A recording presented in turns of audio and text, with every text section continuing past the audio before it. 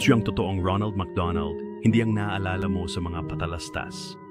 Ang amoy ng pulang pintura, ang katahimikan ng dos nawawalang bata. Noong 1892, isang drifter nagngangalang Ronald McDonald ang naglibot sa mga fairs ng county sa Midwest. Matingkad na pulang Amerikana, dilaw na waistcoat, puting guwantes hanggang siko, isang nakapintang ngiti na pumutok sa kanyang pisngi. Tinawag niya ang kanyang tolda na The Happy Meal. Ang pagpasok ay libre para sa mga bata. Sa loob madilim ang ilaw. Amoy matamis na tinapay at barnis ang hangin. Ang bawat bata ay nakakuha ng isang maliit na kahon ng papel, pula na may dilaw na emblem sa gilid.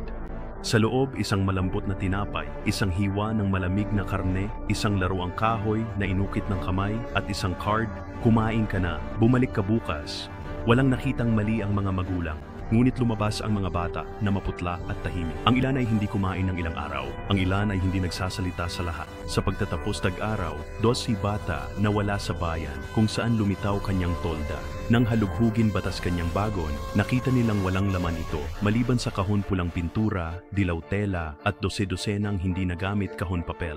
Makalipas 20 taon, bumili kumpanya advertising sa Chicago, lumang poster fairground upang magbigay inspirasyon sa bagong mascot para sa lumalagong chain restaurant. Iningatan nila pangalan, pinanatili nila kulay, pinanatili nilang ngiti, at sa tuwing makikita mo ito mula noon, nakatingin ka sa mukha mamamatay tao.